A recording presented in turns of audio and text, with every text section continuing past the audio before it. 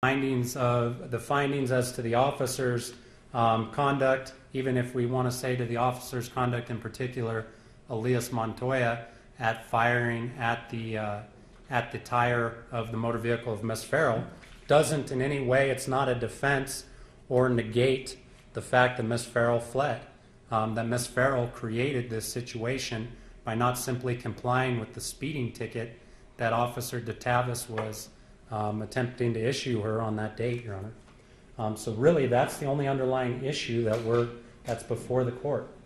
How are the facts in this case, such as they may develop? Define the limits of what gets disclosed under mandatory rules of discovery.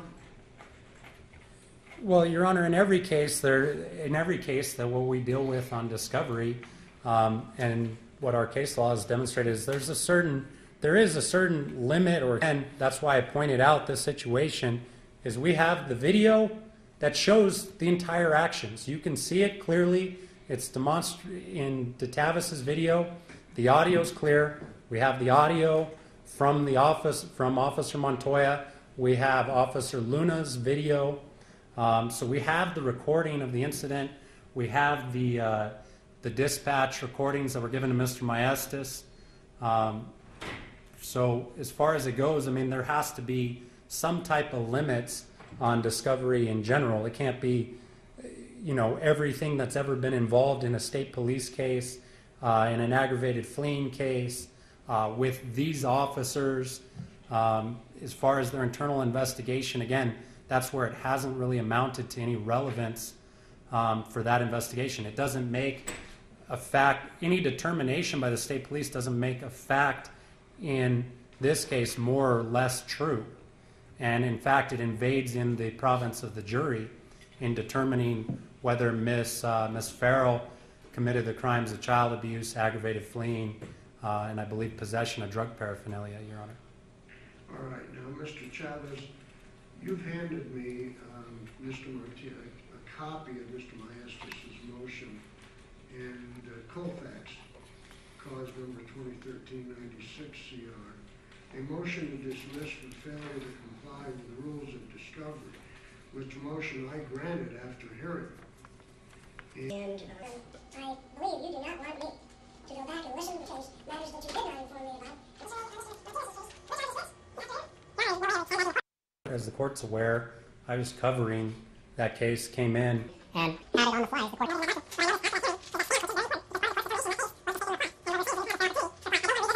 Martinez, my point is, when we get into these new issues the defense is raising that they argued before the court, now we're constrained to what's filed in the defendant's motion to compel.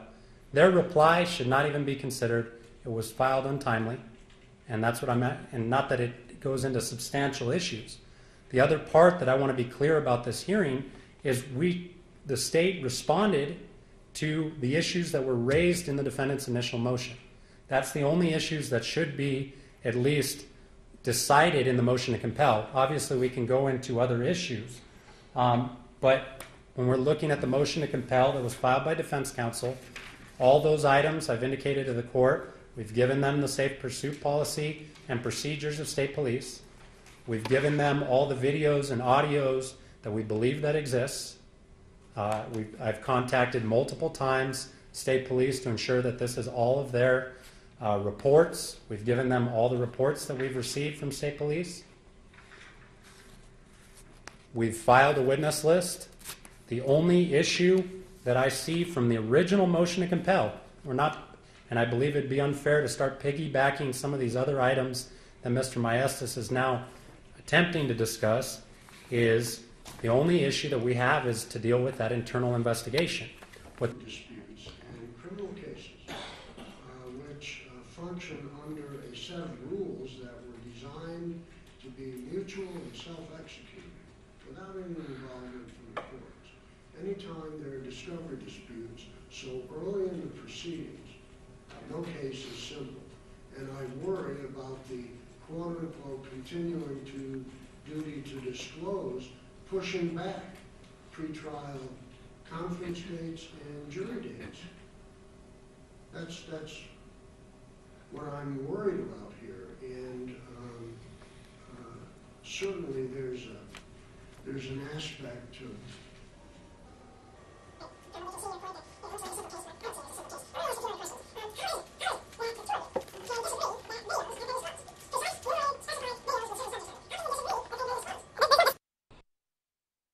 and he described Tavis's video. Those are the only two videos that I believe or that I've seen exist. Officer Montoya, I don't believe there's a video. What there was there's audio, and his audio was disclosed. from a dash cam. I don't believe it was from a dash cam, Your Honor. I believe it was actually from his digital recorder, but I'm not positive on that.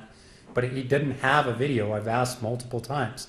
So it's not that we're disagreeing as to what's been disclosed to defense counsel. Mr. Maestas is asking for something that doesn't exist. Okay. I don't mean this in a bad way, but each of you have to prepare for a trial here with all of the available evidence. Ordered of a quote-unquote case agent, the responsible officer who would be at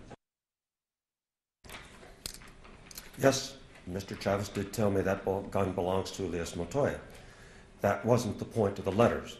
The point of the letters is, why would an officer's gun be photographed and stuck in the discovery? And the cynical part of me says it's because they want to convince someone that the gun that's in the photograph is the gun that Officer DeTavis claims was Ms. Farrell's in the significant incident report. And there is a portion of the video that's on the internet where, if you listen very carefully, you can hear Officer DeTavis saying she's got a gun. So I want to know who it was that directed that the gun be photographed and put into the evidence. No casual conversations. Mr.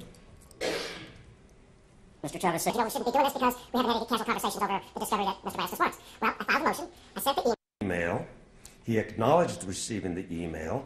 The court issued a scheduling order. You've got Rule 5501. You've got Brady versus Maryland and everybody else that comes after Brady versus Maryland. And then he says, well, and you know what? I didn't have time. The reply was late. I held off, as I said I would, hoping that he would provide the discovery. And Mr. Chavez characterized the reply as a response. A reply is not required. We subpoenaed the dispatch tapes from Taos, the Taos County dispatcher. And you can hear Ms. Oriana Farrell yelling at the 911 operator, telling the operator that the police were trying to kill them. And that's why I want the entire dispatch tape from the New Mexico State Police, so I want to know what was going on with the state police. I don't believe that I am required to accept their snippets as that's it. What I want is the whole period of time. It's only about 2 hours long, but that's what I'm asking for. That's what I asked for. I didn't ask for the snippets. Is that it? Dispatch office. Is that different from Yes, sir. If you pick up the phone right here and call 911, you're going to get the Taos County Dispatch or the Red River one or the Town of Taos dispatcher. The state police work through the dispatcher out of Espanola. So I've got the conversation between Ms. Farrell's car and the 911 dispatcher. What I don't have is the conversations that the state police were having through the Espanola dispatch. That's the snippet part. The crime that is equal to the one that's on the internet, the 18-minute one. I think I've got an audio for it. I don't think I've got the video portion of it.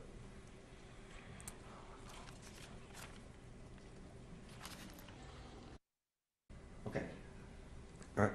I've just been told that I misspoke, that I don't have DeTavis's video at all. The last one I want to do is this. This is why I asked Mr. Chavez how it is the motion to compel. In a criminal setting like this really in the case is he was granted in part and denied in part. I'm going to try to itemize each of these points with a deadline. The state will file its witness list within 10 days, period. Officer DeTavis will be made available for an oral statement under the rules within 20 days. Within 10 days,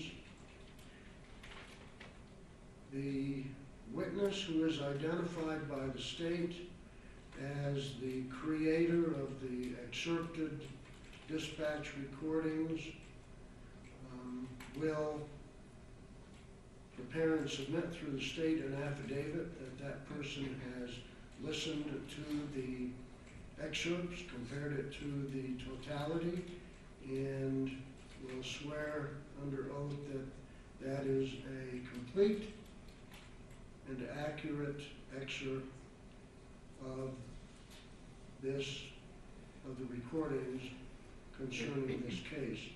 If there's an error, Go. Internal Affairs investigation report in its entirety will be submitted to the court within 10 days for in-camera review.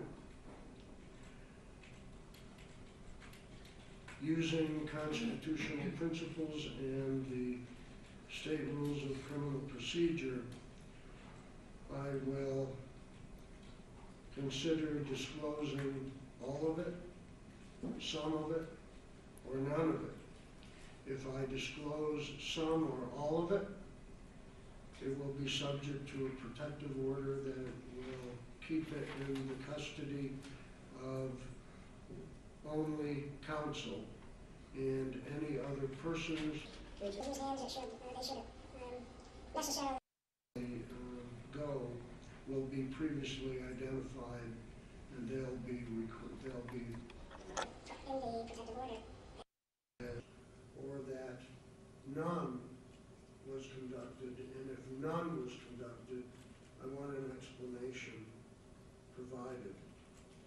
It seems to me that I recall that the matter of the gun arose because it was provided by the state to the defense in discovery. I can hardly attribute that red herring to the defense. But I have concerns about that gun. I will order within 30 days disclosure to the defendant, the history of that gun, documents, any ballistics test results that it underwent in connection with this case. Insofar as questions that you have of the officers, Mr. Maestas, all I can do is encourage you to ask those questions of the officers. Costs and other sanctions are not awarded. I want these things accomplished by the deadlines that I've provided so we can stay on track. Mr. Maestas, as essentially the prevailing party, I tasked you with preparing the order, setting forth each of these items. And their deadlines for disclosure. Okay, that's right. Actually, that's fine. We'll do that. We'll get that. Circulate it to Mr. Let's try to talk with each other. Before these items of dispute arise. Mr. Chavez, for instance, have you gone to the state police and looked over all of this stuff yourself, where it lies? I have not looked at the physical evidence. I've gone over there and actually asked and ensured that we got everything that they had. But I haven't seen the physical evidence. All right. Well, Mr. Maestas is entitled to view all of the physical reset for the remainder of the docket.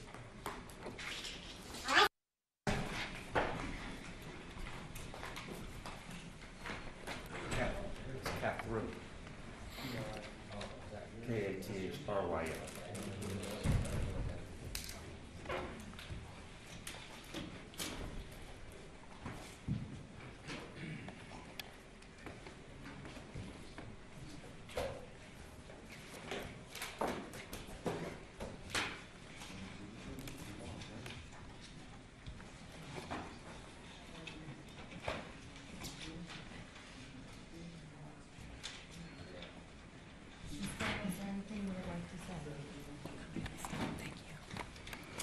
How about you on her behalf?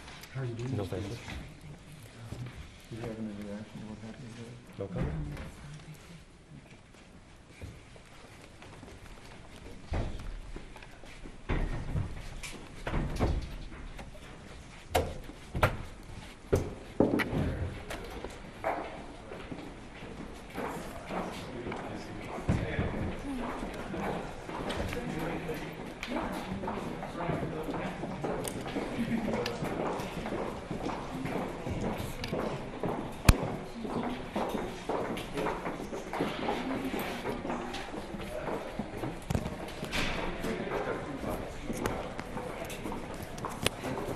Mr. Artie, what's your first name?